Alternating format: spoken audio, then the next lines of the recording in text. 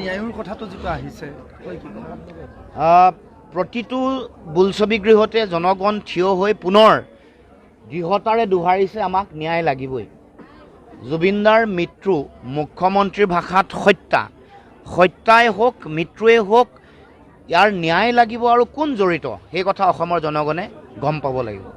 কাৰ ষড়যন্ত্ৰৰ বলি হ'ল, কি কাৰণে এই ঘটনা ঘটিলে, কোন এই ঘটনাৰ লগত জড়িত, সকলো কথা পুংখানুপুংখভাৱে অসমবাসী ৰাইজে জনাৰ সম্পূৰ্ণ অধিকাৰ আছে, জানিব লাগিব আৰু ন্যায় পাব লাগিব। ন্যায়ৰ কাৰণে অসমৰ ৰাইজে যুঁজি আছে, যুঁজিব। কোনো কথাই কোনো আমাক বিভ্ৰান্ত কৰিব খোজা, মূল বিষয়ৰ পৰা আঁতৰাই লৈ যাব বিচৰা কোনো ধৰণৰ কথাই জনগণক কেতিয়াও আঁতৰাই ৰাখিব নোৱাৰে। আৰু আমি পুনৰ দৃঢ়তাৰে দোহাৰিছোঁ, জুবিনদাৰ এই মৃত্যুৰ ন্যায় লাগিবই। মুখ্যমন্ত্ৰী নিদি SIT বা CID তদন্তৰ ব্যৱস্থা কৰি আছে। এতিয়াও কৈছে যে জুবিনদাক মদ খুৱাই বোলে হত্যা কৰিছে। মদ খুৱাই হত্যা কৰিলে ঠিকে আছে, যাৰ যাৰ নাম তেওঁলোকে লৈছে। কালি প্ৰতিবেদন এখন লিক কৰি দিছে, ইণ্টাৰিম প্ৰতিবেদনখন লিক কৰি কৈছে শ্যামকানু মহন্ত, শেখৰজ্যোতি গোস্বামী, সিদ্ধাৰ্থ শৰ্মা এইসকল দায়ী। আমি ক'ব খুজিছোঁ অভিমন্যু তালুকদাৰ কি দায়ী নহয় নেকি? তেওঁক কিয় জেলত দিয়া নাই?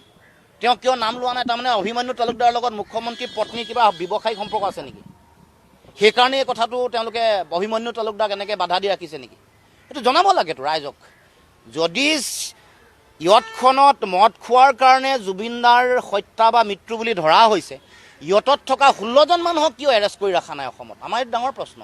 কিয় আয়োগৰাকী ইনভেষ্টিগেটিং অফিচাৰগৰাকী কিয় প্লেচ অফ অকাৰেঞ্চলৈ ইনভেষ্টিগেশ্যন কৰিবলৈ, তথ্য সংগ্ৰহ কৰিবলৈ যোৱা নাই? ইমান দিন যোৱাৰ পিছত এইটো তথ্য সংগ্ৰহ কৰিবলৈ গ'লে তাততো তেওঁলোকে অৰিজিনেল তথ্য নাপাব। আপোনালোকে জানে যেতিয়া কোনোবা এগৰাকী মানুহৰ মৃত্যু হয়, হত্যা হয়, তাত এটা সেই একে চিটুৱেশ্যন এটা ক্ৰিয়েট কৰি লয়। তাত প্ৰেজেণ্ট থাকে। দেৰি হ'লে মানুহৰ কথাবোৰ ইফাল সিফাল হৈ যায়। তাত থকা ইয়তৰ ড্ৰাইভাৰজনক লৈ যাব লাগিব, ইয়ত যিজনে চলাইছিলে, তাত যোন উপস্থিত আছিলে তেওঁলোকক লৈ যাব লাগিব। তেওঁলোকৰ যোগেদি গোটেই কথাটো সুধি এনকুৱাৰী কৰা হয়, কেনেকৈ আছিলে, ক'ত কি কৰিছিলে, কেনেকৈ জঁপিয়ালে, পিন্ধিলে নে নাই পিন্ধোৱা ইনষ্ট্ৰাকশ্যন দিছিলে নাই। সেই চিটুৱেশ্যনটো আজি মানে 2 মাহ যেতিয়া সম্পূৰ্ণ হ'বলৈ গৈ আছে, এতিয়া এইটো দিনলৈকে মানুহবোৰৰ মনত নাথাকিব। কাৰণে পূৰা মানে এইটো যে তেওঁলোকৰ শিথিলতা আছে, ইয়াত যে উদ্দেশ্য লক্ষ্য আছে, আৰু এইটো হত্যা বুলি কৈ থকাটোৰ লগত মুখ্যমন্ত্ৰীয়ে আচলতে আমি জানিব কৈছোঁ, তেওঁ যে কৈছিলে যে তেওঁ নৰ্থ ইষ্ট ফেষ্টিভেলৰ লগত কোনো দূৰলৈকে সম্পৰ্ক নাই। এতিয়া সম্পৰ্ক আছে বুলি 2খন পত্ৰ ওলালে। SIT গঠন হোৱাৰ আগত হত্যা বুলি ক'লে লাইভত আহি, SIT প্ৰতিবেদন নিদিয়াৰ আগত দোহাৰি বাৰে বাৰে কৈছে, দৃঢ়তাৰে কৈছে হত্যা বুলি। আমি এতিয়া সুধিব খুজিছোঁ, আপুনি যে হত্যা হৈছিলে এইটো কথা আপুনি জানিছিলে নেকি? হত্যা আপোনাৰ জ্ঞাতহাৰে হত্যাটো হৈছিলে নেকি? এইটো কথা অসমৰ ৰাইজে জানিব খুজিছে। কাৰণ তেওঁ নাই বুলি কোৱাৰ পিছত, সম্পৰ্ক নাই বুলি কোৱাৰ পিছত নৰ্থ ইষ্ট ফেষ্টিভেলৰ লগত তেওঁ সম্পৰ্ক ওলালে। হত্যা বুলি তেওঁ কৈ আছে।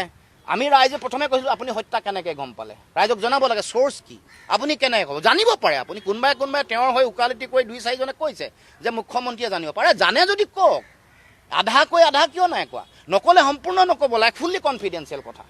গতিকে এই যে কথা বতৰাবোৰ কৈ থাকে, আৰু যোৱাকালি দেখিছোঁ তেওঁ এইবোৰ বিভিন্ন SOP আনিছে। আৰে মদ যদি খাই তালৈ গৈছে, তোমালোকে মদৰ দোকান কমোৱা। অসমত মদৰ দোকান তোমালোকৰ দিনত বাঢ়িছে, গাঁৱে ভূঞে বাঢ়িছে, মদৰ দোকান বাঢ়িছে। তোমালোকে বাৰৰ লাইচেঞ্চ দি আছা দিনে দিনে। বিভিন্ন মানে গাঁৱে ভূঞে মদৰ চাৰিওফালে বেহা কৰিছে। এইটো বন্ধ কৰা, নিয়ন্ত্ৰণ কৰা। এই কামটো কৰিব নোৱাৰে, কিন্তু তেওঁলোকে SOP দি মানুহক তালৈ যোৱাটো বাধা দিব খুজিছে। মূল কথাটো বাধা দিব খুজিছে। আৰু সেইকাৰণে বিভিন্ন মানুহৰ লগত ভূপেন হাজৰিকাৰ লগত কেতিয়াবা মাটিটো কম্পেয়াৰ কৰি দিয়ে। কম্পেয়াৰ কৰাটো উচিত নহয়। ডক্টৰ ভূপেন হাজৰিকা এটা সুকীয়া সত্তা, জুবিনদাও এগৰাকী জাতিটোৰ কাৰণে সুকীয়া সত্তা। তুলনাও কৰিব নালাগে, মিক্সো কৰিব নালাগে, দুইটাক পৃথককৈ ৰাখিব লাগে। দুগৰাকী বেলেগ সত্তা অসমৰ জাতীয় জীৱনৰ কাৰণে। আৰু যিটো কাম হাগ্ৰামা মহিলাই ডাঙৰীয়াই কৰি দেখুৱালে, অসমৰ মুখ্যমন্ত্ৰীয়ে লাজ পাব লাগে। যিমান আহল বহলকৈ কৰিছে, যিমান ভালকৈ জন্মদিন পাতিছে, যেনেকৈ মাতি দিছে, মই কৈছোঁ যে অসমৰ মুখ্যমন্ত্ৰীয়ে হাগ্ৰামা মহিলাৰী ডাঙৰীয়াৰ পৰা শিকিব লাগে, শিকাটো প্ৰয়োজন। আমি আনুষ্ঠানিকভাৱে অসম জাতীয় পৰিষদে হাগ্ৰামা মহিলাৰী ডাঙৰীয়াক আমি অশেষ ধন্যবাদ জনাইছোঁ। আৰু এই প্ৰাণৰ শিল্পীগৰাকীক সন্মান দিয়া কামটো তেওঁ যাতে আৰু ভালকৈ বিশালভাৱে কৰে, পৃথিৱীত যাতে মুখ্যমন্ত্ৰীয়ে এই দায়িত্ব পালন নকৰিলেও যাতে হাগ্ৰামা মহিলাৰীয়ে এই দায়িত্ব পালন কৰে, তাৰ কাৰণে আমি আহ্বান কৰিছোঁ।